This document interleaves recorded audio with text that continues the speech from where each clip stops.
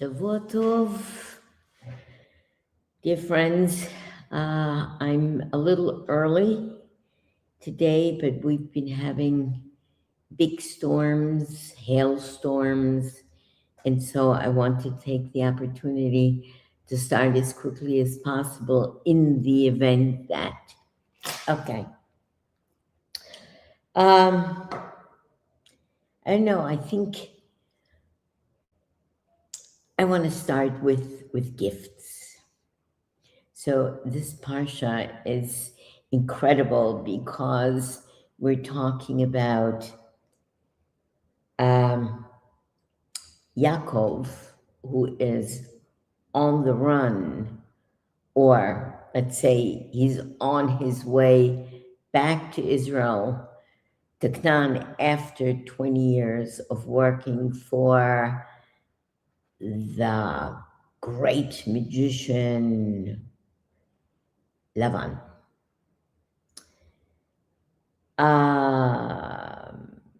Angels come to meet him as he arrives on the territory.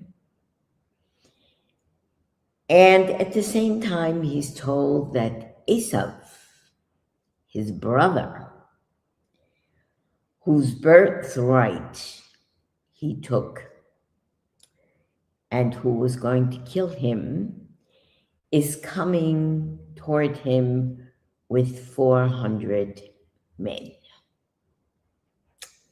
Scary business.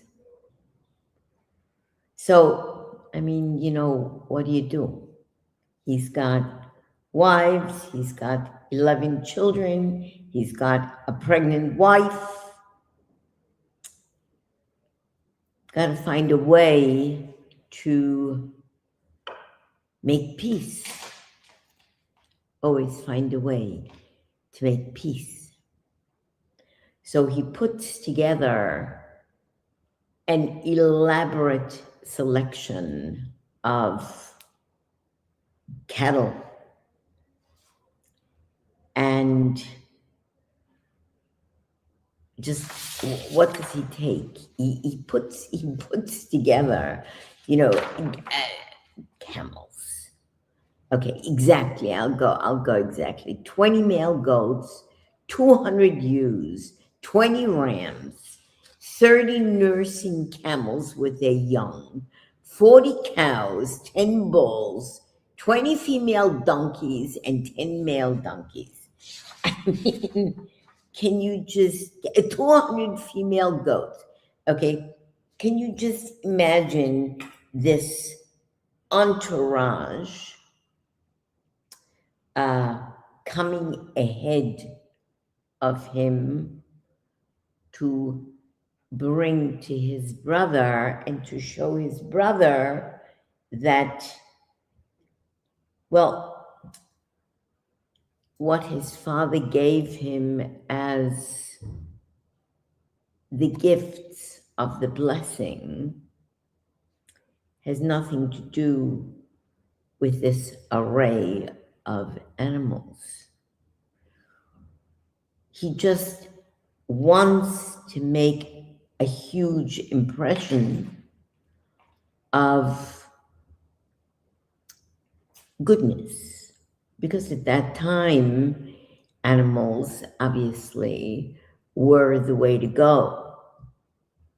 Today, if somebody sent you something like that, okay, let's not talk about it because it's silly.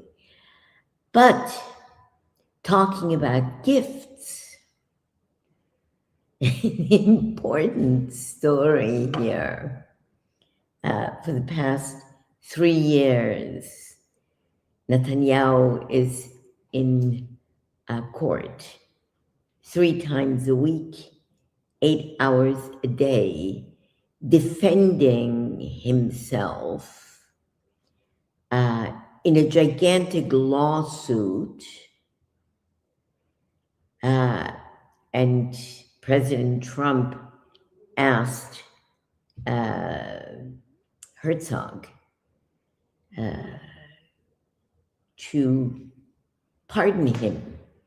So when you talk about pardoning, you would think about, that there is real, huge, gigantic stuff involved. Lawsuit that goes on for 3 years will go on for another 2 years. And finally, after President Trump asked for the pardon, and it wasn't forthcoming, Netanyahu himself went to ask for the pardon.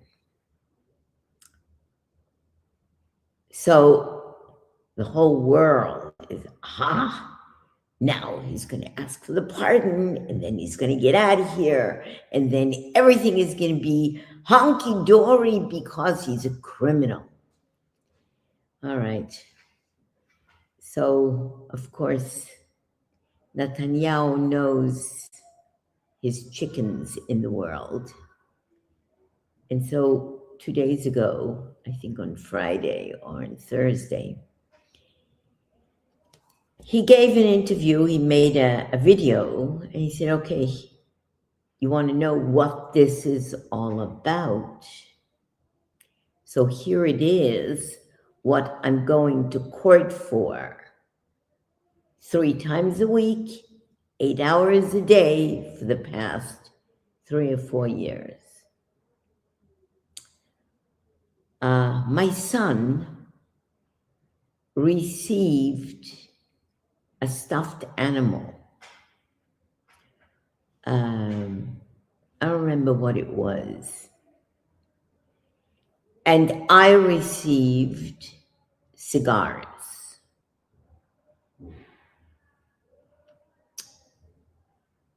That's the story.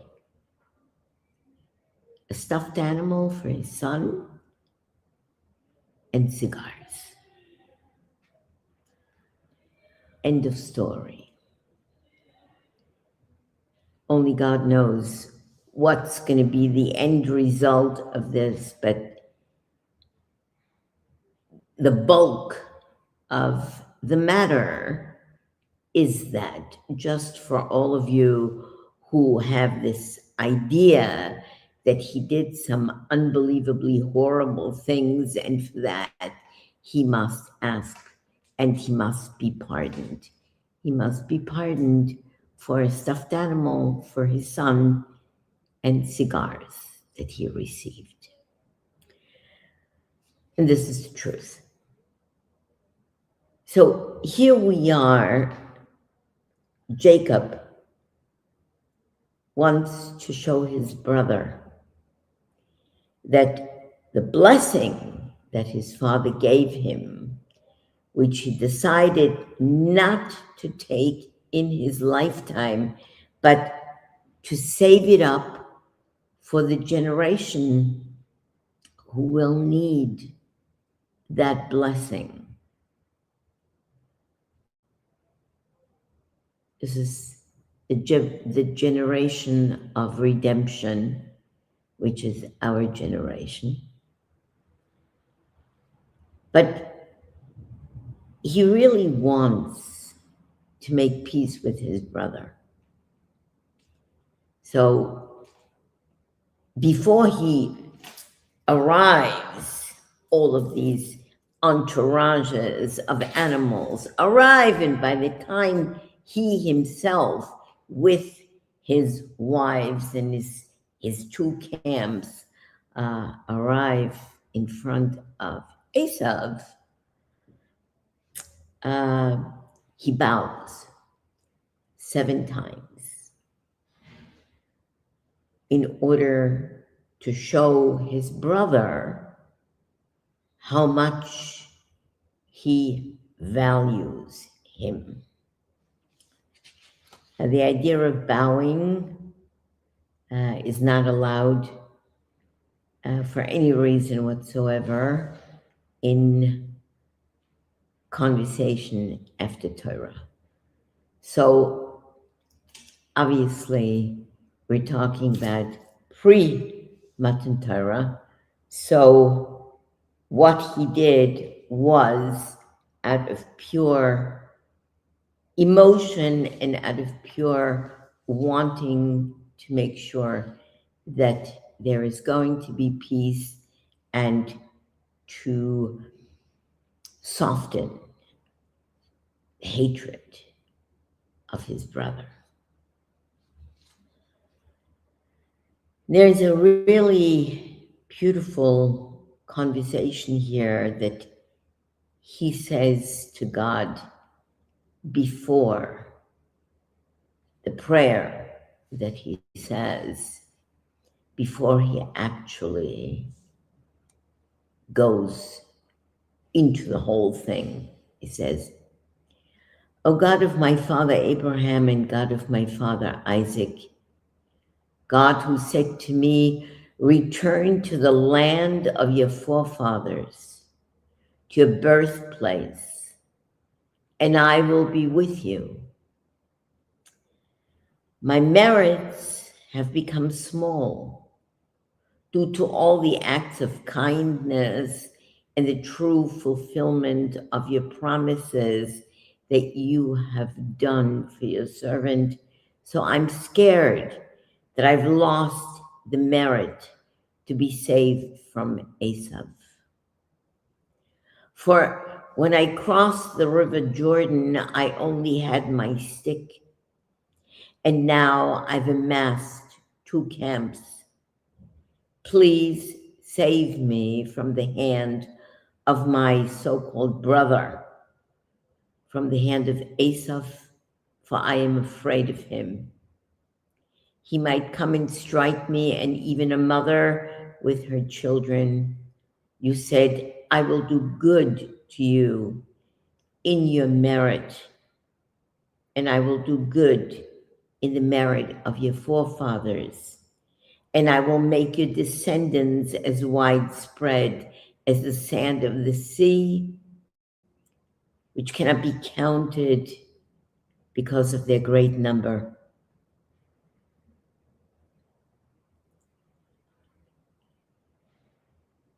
You know, the idea of talking to God in this way, I think is extremely important to understand. He didn't go to shul, he didn't go to synagogue, he didn't have a prayer book. He didn't really even have laws because Sinai comes much later. But he talked to God. Abraham talked to God. Isaac talked to God. Talking to God is what he wants from us. That we have a personal relationship.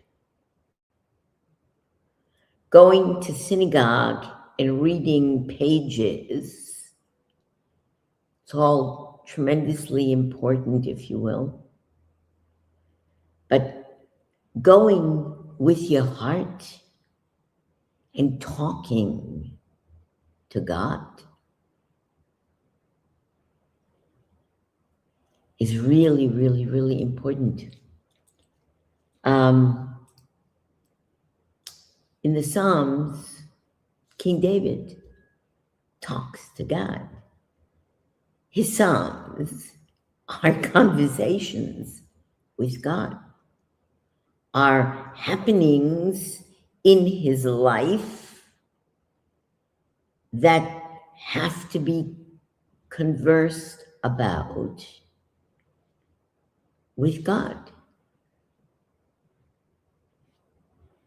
When you talk to people, that's one thing. When you talk to God, that's another. Of course, it all depends on how you look at things. To me, conversations to God are extremely important because I've really never had anybody else to really talk to. I have friends, I have people that I talk to,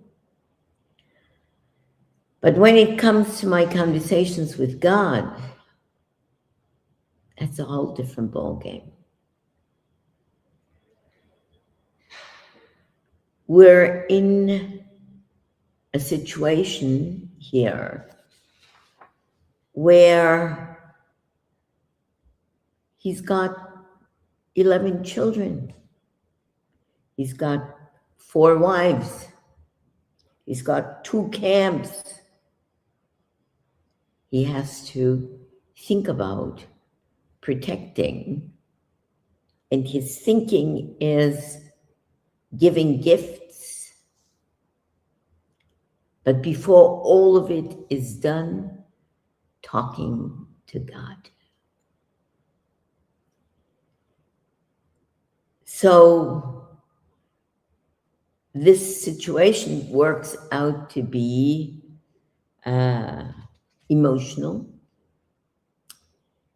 They come to each other, they hug each other, they kiss each other. Esav wants to go along with him and go along with the camps, and Yaakov says, listen, I have small children, I've got a lot of stuff here. It's better that you go ahead and go where you have to go instead of being dragged down with all of my stuff here. And one goes one way and the other goes another way.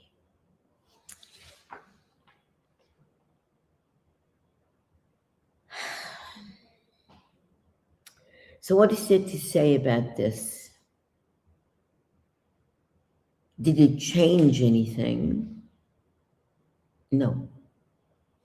Not really in the great picture. In the picture at the time, it probably did, because when Yitzchak at the end of this parsha dies, he is being buried by both of his sons, Yaakov and Yitzchak and Esav.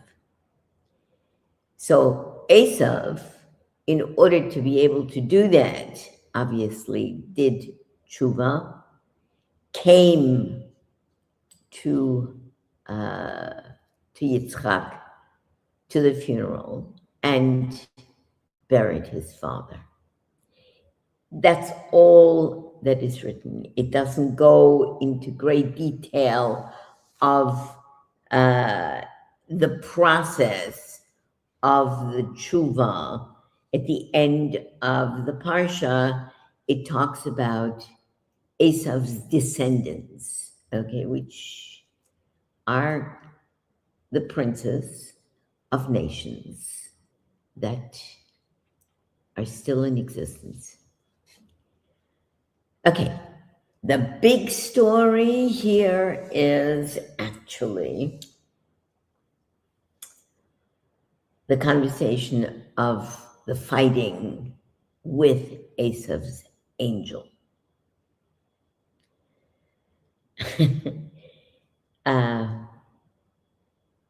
In order to understand this story, it comes after the conversation of God. So actually it comes before the actual involvement between Esav and Yaakov. So Yaakov is trying to save his family, obviously. And he decided that he was making 2 camps. If something should happen to one, he'll fight for the other one. And you have to read it. It's incredible strategy, of course, in order to save his family. And he takes everybody across a very, very low river to make sure that they're safe on the other side, the river Yabok. And he forgets a couple of things. And he goes back at night to get the jars that he forgot. So listen here carefully. Yaakov forgot some small jars and went back for them. He was left alone. In other words, he got everybody settled on the other side.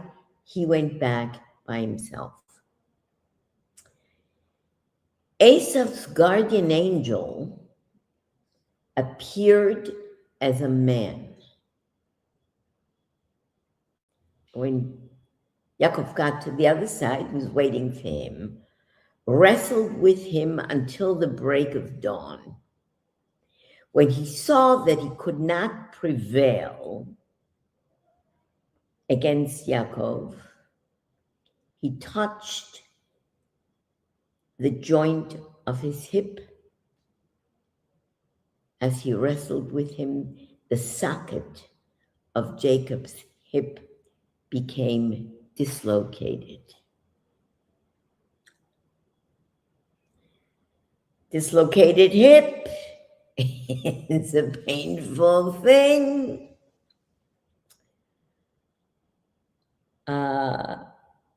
Yaakov said, I will not let you go unless you consent to the blessing which Esav is grieved about, obviously, that my father gave me. And this is already at daybreak when the angel is not a man anymore, but he returns to be an angel and says to him, let me go, for the morning has arrived and I must recite songs of praise.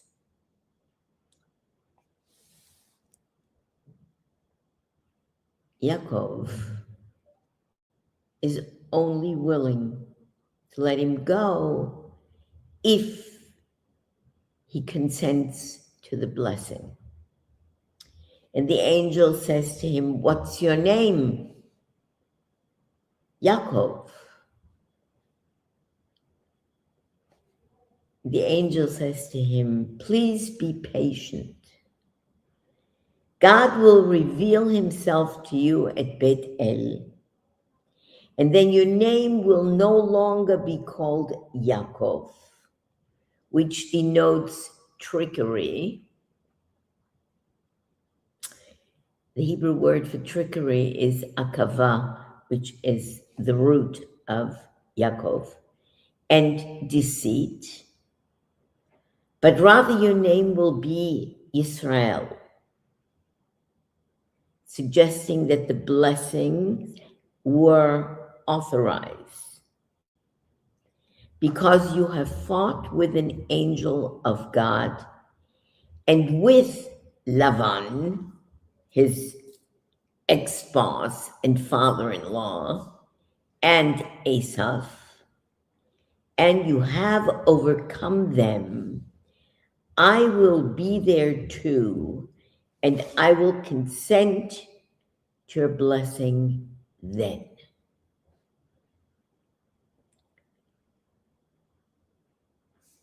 Okay, what happens here, actually? Yitzchak gave a blessing to Yaakov that should have gone to Esav, the firstborn, who didn't care about it, who didn't want it, who wanted to be rid of it, and who sold it for a soup, for a bowl of lentil soup. Then he decides, aha, I should have had that blessing. And he wants it. His father gives him another blessing that really has nothing to do with what he gave to Yaakov, because what comes to the firstborn doesn't come to the next. And this creates, obviously, a hatred immense, a hatred that goes on and on and on until today. The fact is that Esav was evil from the onset, did evil things from the onset, sold his birthright. Yaakov bought it. Yaakov tries to make peace, fights with the angel, wins against the angel. And the angel says to him, I will consent.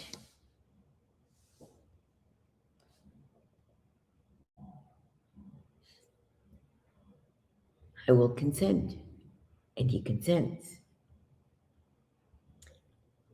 The idea is that from a logical point of view, just logical point of view, the situation should have been over. Yaakov and Esav are making peace together. They're hugging and kissing. He's taking all of the wonderful gifts that he received. He's going back to Seir, which is Edom, which is Rome. And Yaakov goes to Shechem. Everything should be all clear.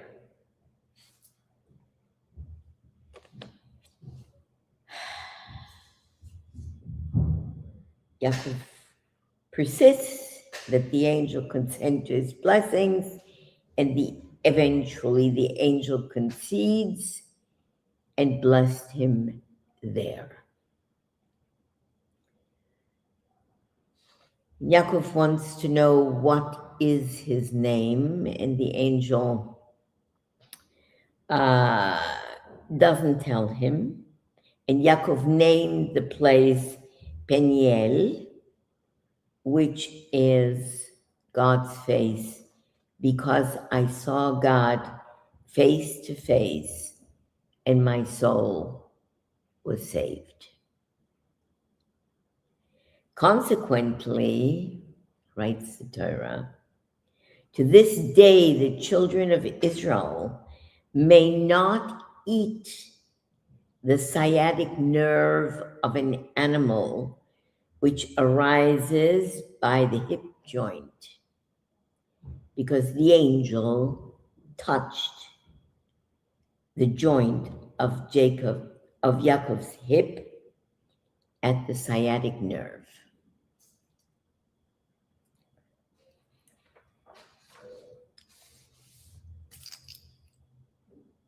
This happens before the actual confrontation. So I started it different, so you would have an idea of what probably made Esav more disposed toward Yaakov, and the 400 men that were considered, to be warriors became just people who hung around and then left.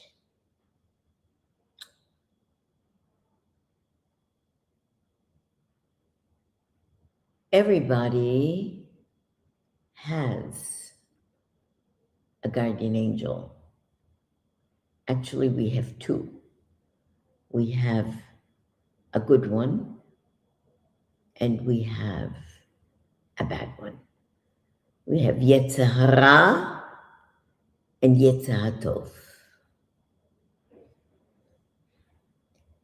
Boys only have a bad one to begin with. The good one doesn't come until they become bar mitzvah, until they're 13 years old. When they're 13 years old, they get the good one.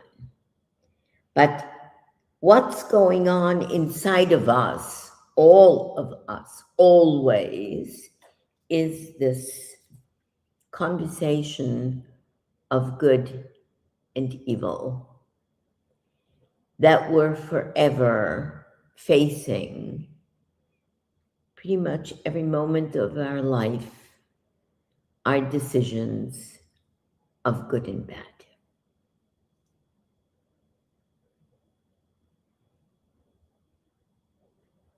When the two of them meet, Esav says to him, why did you do this? I mean, why did you go through all this trouble? I don't need your animals. I've got plenty of my own. So Yaakov says to him, to find favor in my master's eyes. He calls him his master. Why does he call him his master? Hashem is his master.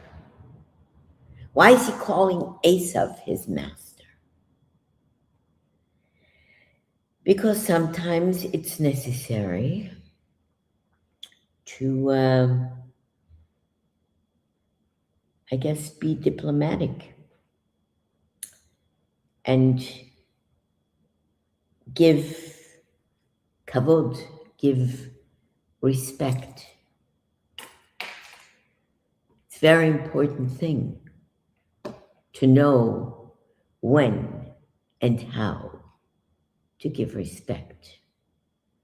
But it's also a very important thing when you stand for who you are, respectfully, but not putting yourself in a situation where you become nothing.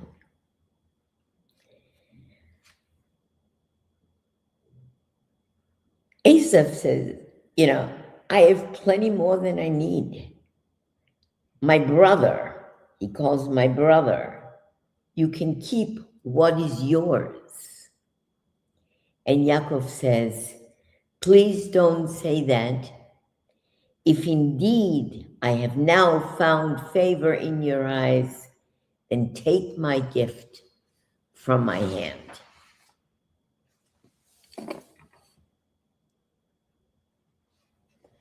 He says, listen to diplomacy. Okay, we talk about diplomacy in our way of speaking, but in reality, Yaakov says to Esav, you deserve the gift simply because I have seen your face, which is like seeing the face of an angel of God. For I have indeed seen your guardian angel, and you have been appeased by me. Please take my gift, which has been brought to you through tremendous effort. And he did. Tremendous effort of 20 years working for almost nothing to amass with his own intelligence and God's gift what he has. For God has favored me and I have everything I need. And he took it.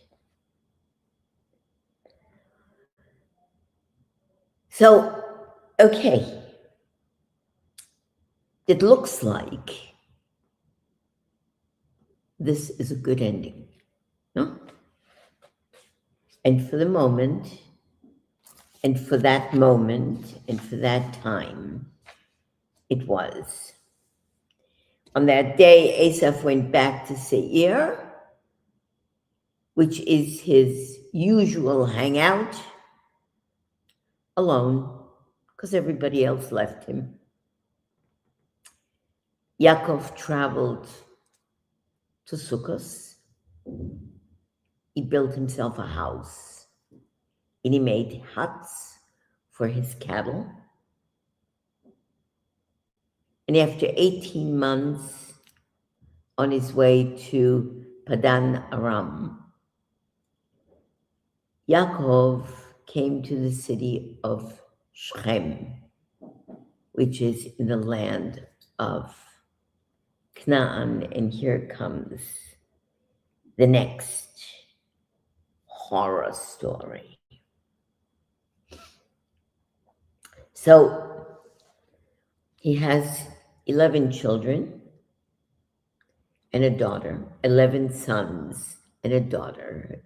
His daughter's name is Dinah. And Dinah is a very outgoing girl like her father, is an outgoing man, but her mother, Leah, was a very, very charismatic, open kind of a person. And so Dinah wanted to see how the other part lives, how Shechemites live, people in Shechem.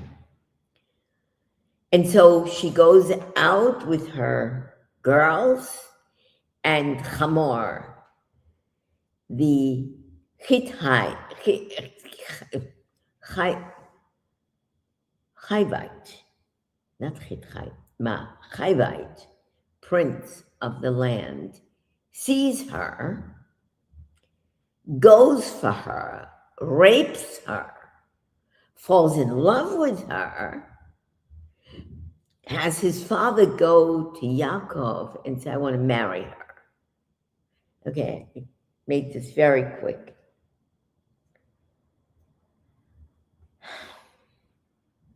Rape,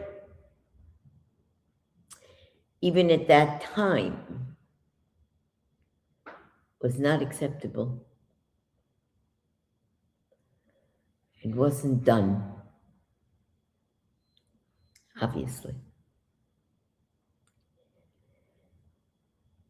You know,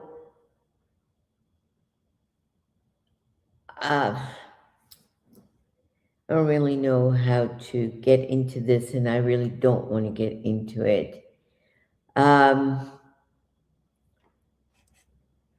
But there are people in this world, important people in this world, who say and who publicly state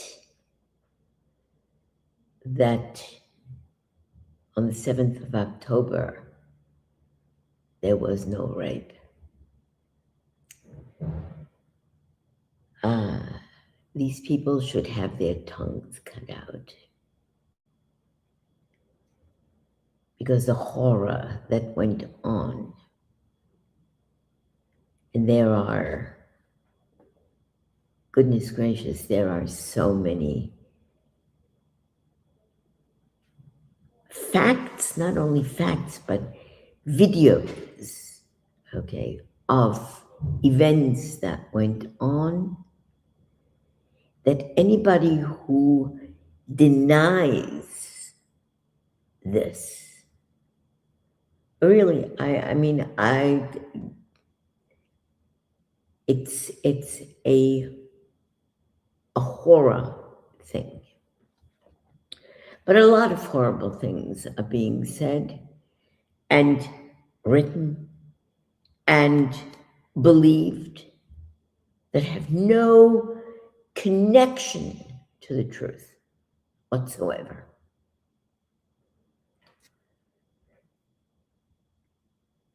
Here is a clear, very clear conversation.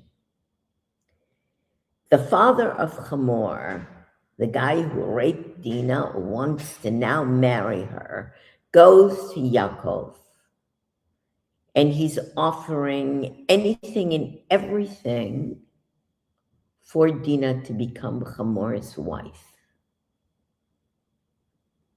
Shimon and Levi, two of her brothers, hear this story, and there's no conversation of whether or not they are disgusted, disgraced in any way to have their sister, their only sister, raped by this idol worshiper. And so they say, we can't give you our sister to marry because we're Jews. We're circumcised, and we can't allow our sister to be married to an uncircumcised man. So if you want my sister, you're going to have to become circumcised if you want to live with us, and we live with you, and we marry yours, and you marry ours, you have to be circumcised. No problem. We're going to do this. Hamor and his father go to speak to all of the men in Shechem. They all decide they're going to circumcise because it's so important that Hamor marries Dinah. And on the third day, which is the worst day after any kind of surgery, Shimon and Levi go in there and they kill all of the men in Shechem.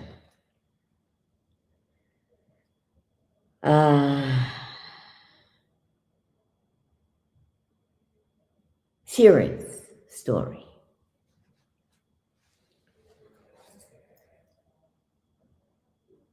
Serious story. And there is something in here that I think is important because we have great difficulties in the world with violence against women, with horrible, horrible cases of rape, with women who are being violated in many, many ways. So I want to share a comment of the Rebbe based on Likutei Sichot, volume number 35, pages 154, 155. From Dinah's conduct, okay, Dinah was a very open, very beautiful, very sociable girl. So from Dinah's conduct, we can learn that those Jewish women who are blessed with God-given ability to influence others positively should make sure to use their talents productively outside the home as well. Of course, a Jewish woman must always maintain an air of modesty, and even when she's outside the home, it should be recognizable in her actions that the entire glory of the king's daughter is within. Nevertheless, while retaining the utmost guard in all matters of modesty, it is crucial that Jewish women who are capable of bringing others closer to Judaism should spend time outside the home, utilizing their God-given talents for the sake of heaven. Huge, gigantic, important conversation. That means the modesty of a woman, the way she presents herself, the way she dresses, the way she puts herself forward to the world, must be acceptable to the standards of Torah. This is very, very, very clear, and that women running around in bikinis and running around with mini skirts and flowing hairdos and are not acceptable, is not even to be discussed. Question about justified killing or not.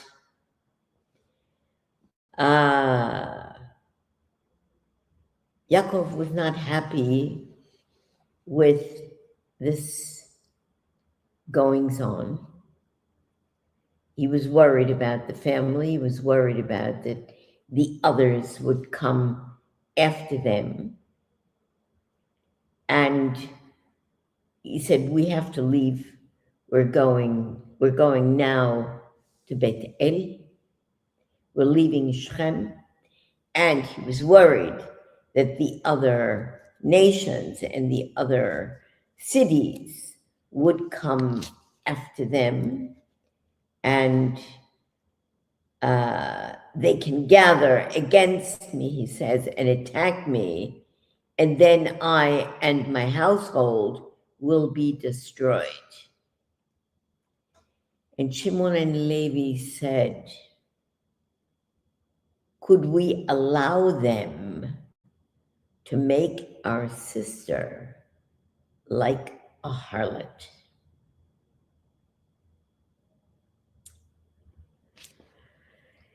Basically,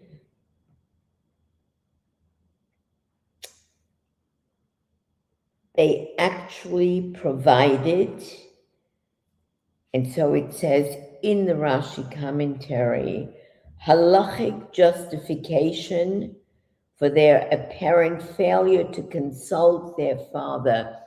Yaakov did not give permission for what they did.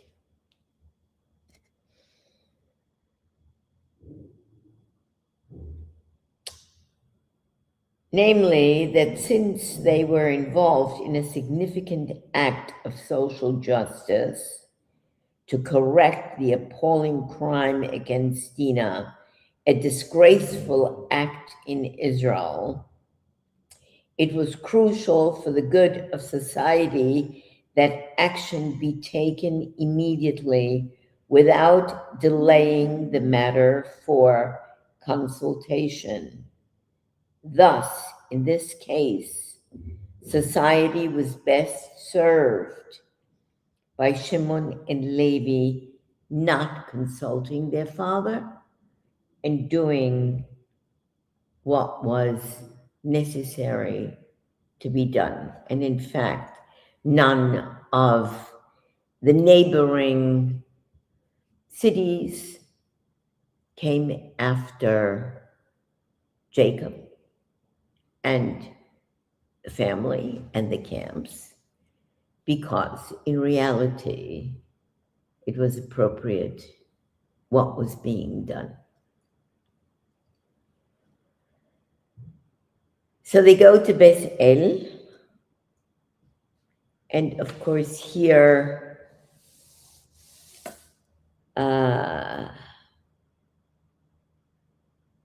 the glory of God ascends from him in the place where he had spoken to him the first time. We're talking about Yaakov, of course. Yaakov erected a monument in the place where God had spoken to him, a stone monument.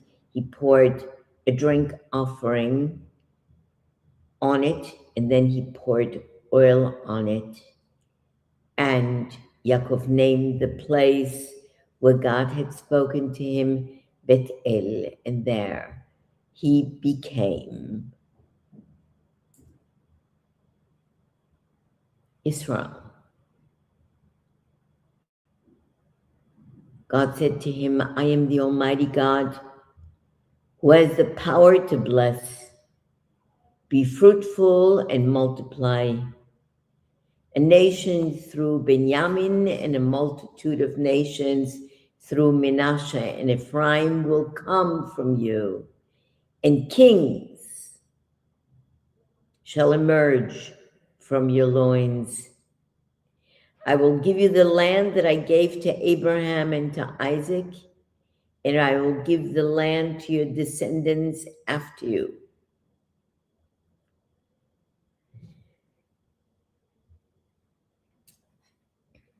We're always talking about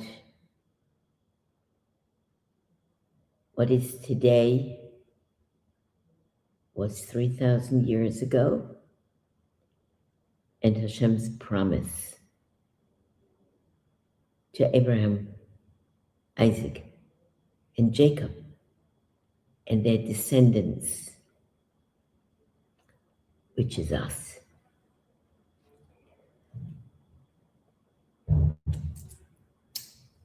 They journeyed from Beth El, and they were still a considerable distance from Ephrat, and Rachel, his wife, goes into labor, and it was a difficult labor. We're talking about the birth of the 12th son. And then when she was having difficulty giving birth, the midwife says to her, don't be worried and don't be afraid, because here is a son for you. And before her soul left her body and she was dying, she named him Ben Oni, the son of my sorrow. But his father called him Benjamin, the son of the south, meaning the land of Canaan, Israel. Rachel died. She was buried on the road to Ephrat, which is Bethlehem. Yaakov erected a monument on her grave, which is the monument that is still there, as is her grave today.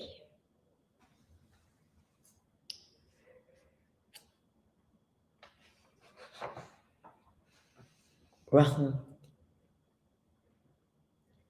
matriarch, is dead. 11 tribes plus Benjamin now 12 tribes. Yitzchak, father of Jacob, passes away. Yaakov's descendants, 12 sons. Leah's sons, Reuben, Shimon, Levi, Judah, Issachar, and Zebulun.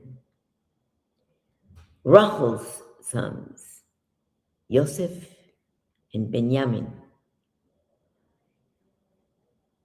Leah's maid Zilpha's sons, Gad and Asher. And Rachel's maid Bilhah's sons, Dan and Naphtali.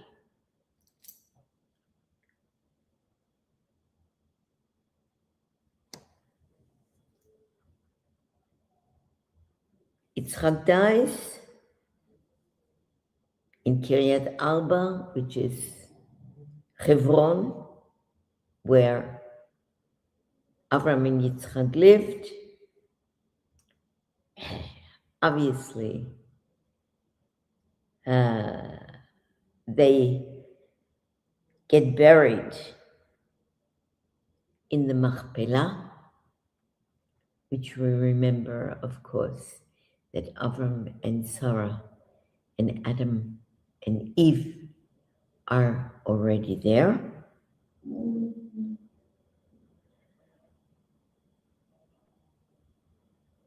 And then we talk about the descendants of Esav, and Esav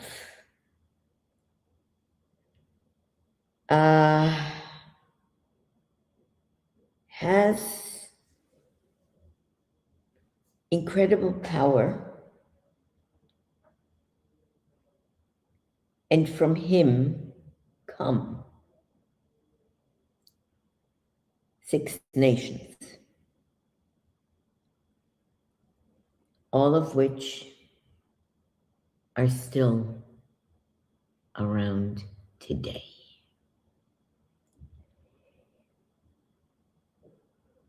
So this is an amazing, huge, gigantic parsha, and basically rounds off the whole conversation of who we are as the Jewish people. Because each one of us is part of one of the tribes. And it's the tribes that are strewn all over the world.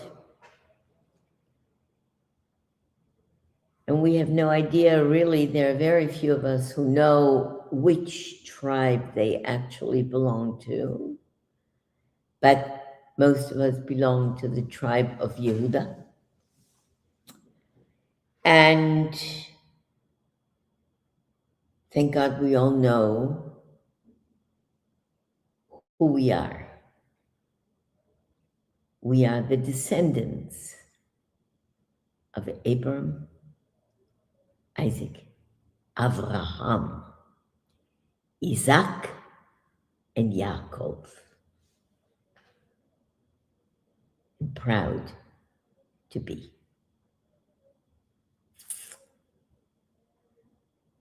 We need peace. We need to understand each other.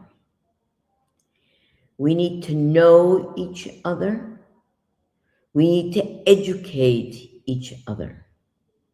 We need to understand history.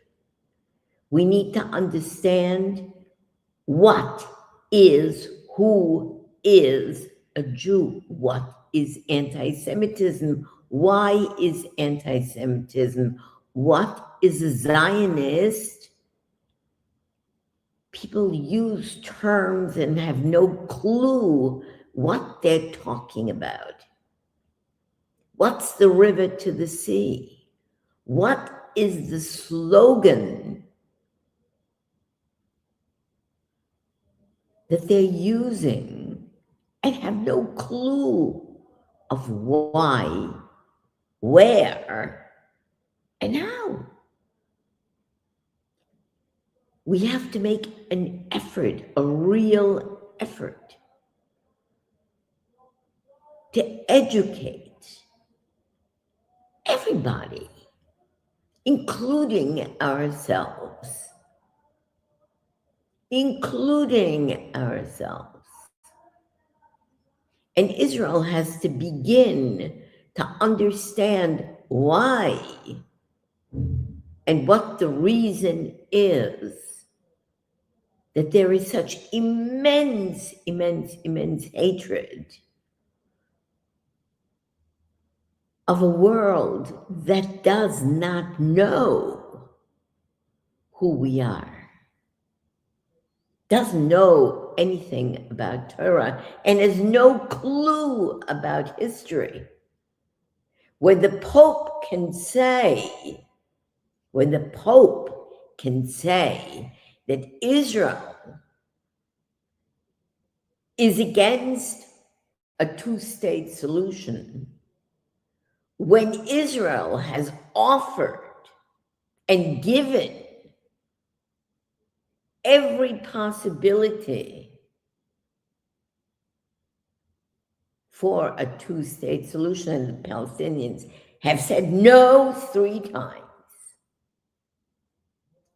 But it doesn't make any sense that such words and such